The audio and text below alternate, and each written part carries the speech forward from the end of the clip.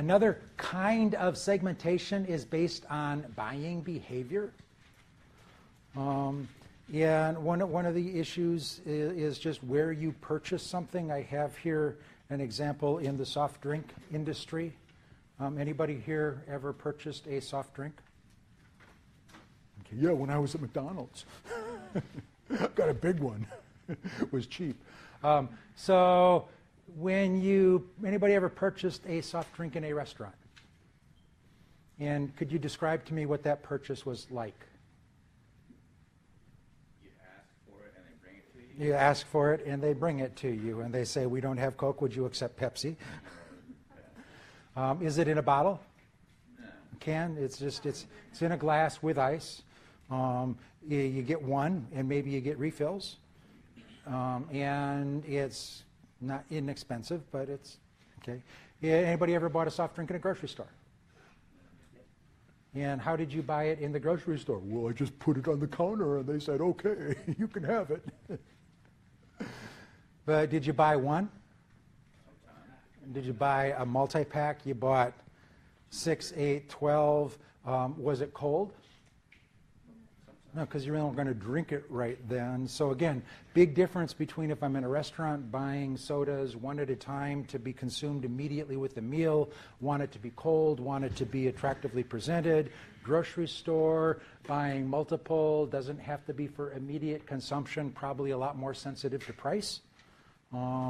So big differences based on where and how you buy. We've talked about the 80-20 rule in this class, the Pareto principle? Say again?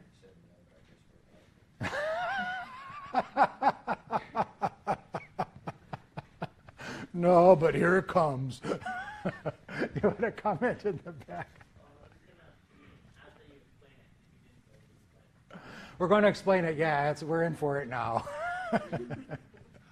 So the Pareto principle, or the 80-20 rule, is just simply, this is one of the earlier statistical observations, that 80% of your business comes from 20% of your customers.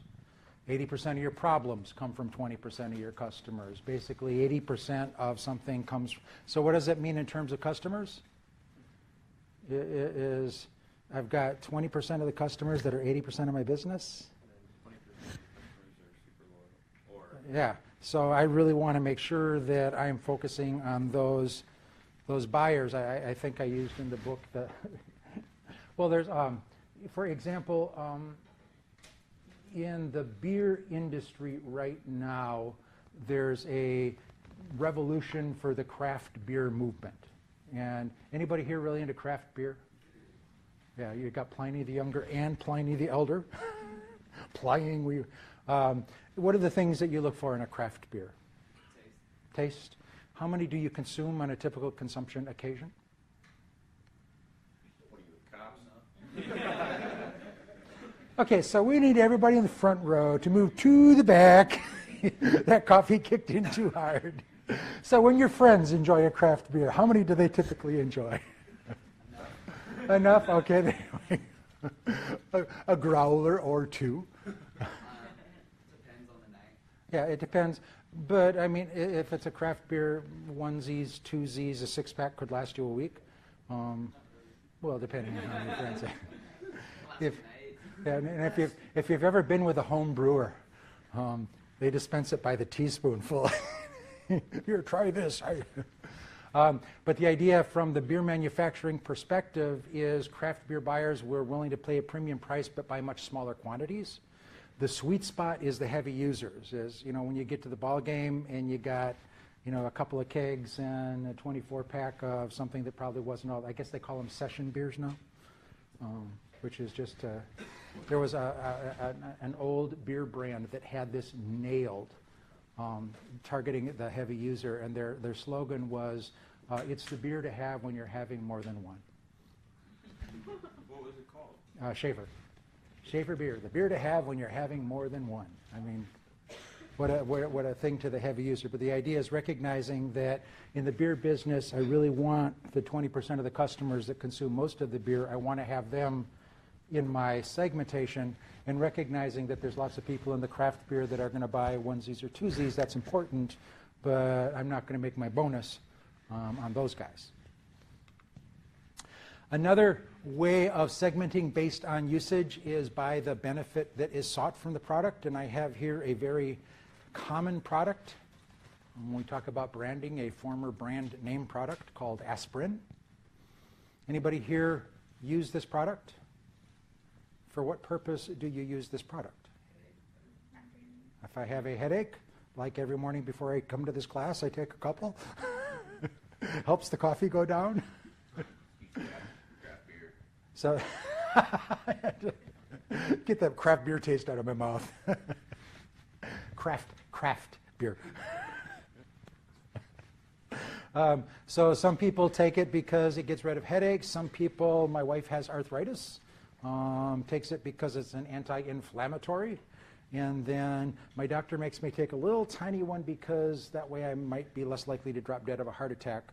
But those are 3 different uses for aspirin. And when I'm buying aspirin for pain relief, I might get a 100 milligram tab that you take 2. When I'm buying it for anti-inflammatory, I get those gigantic pills, the 800 milligrams, take 8.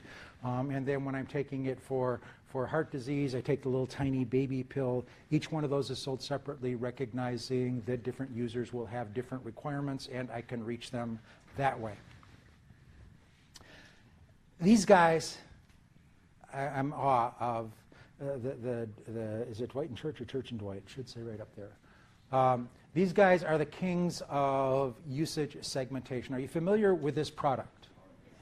Arm & Hammer baking soda. Anybody here use Arm & Hammer baking soda? Okay, for what do you use Arm & Hammer baking soda? So who here uses it to bake? Okay, how much do you use when you bake? A half a teaspoon, a quarter teaspoon. How long does a box of a baking soda last when you're using it for baking? Yeah, I've got one that I inherited from my great-grandmother. So that's the primary use. What is another benefit of baking soda?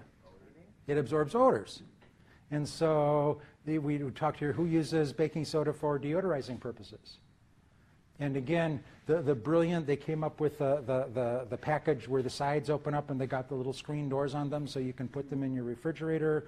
And so now when you're using it for deodorizing, how much do you use? You use a whole box. And then if you follow directions, you throw it out after 6 months, right? Because it's absorbed all the stink and it's there. And then I have, anybody in school had one of the projects where you had to make a little clay volcano, so you can make clay, you can also use it to brush your teeth, and each of these has a slightly different use and a different segment for them. The reason these guys are the heroes, and I've gotten my hand on this product, it's hard to get a hold of, but this is it. Okay. Trash can deodorizer. Think about this. You go to the store, you buy it, you bring it home, we're out. Got to get some more. Wait, but how does it? I'm actually curious. How does it work? There's Well, packets inside, or how does it work? Does packet? I don't know. I keep dropping it, and it's. It seems like it's loaded. It's ready to go.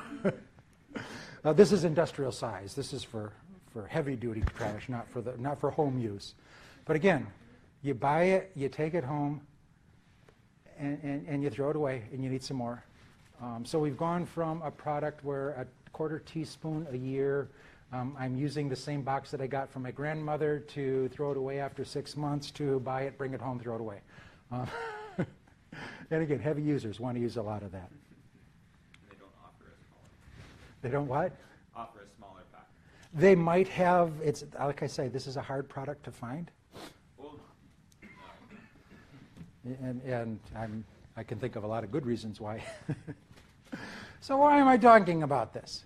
There's a term called rookie mistakes. And one of the rookie mistakes that people make when we're segmenting, especially if you've been in the classroom saying, okay, I've got 6 alternative ways of segmenting the market, which one should I use?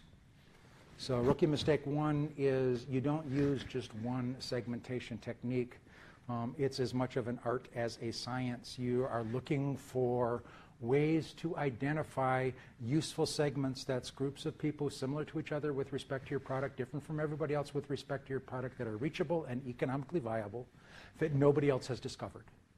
And so we might have a combination of age, demographics, psychographics, or you might find a segmentation variable that people haven't thought of yet. And there are fortunes to be made based on coming up with new ways of looking at the market that other people haven't thought of yet.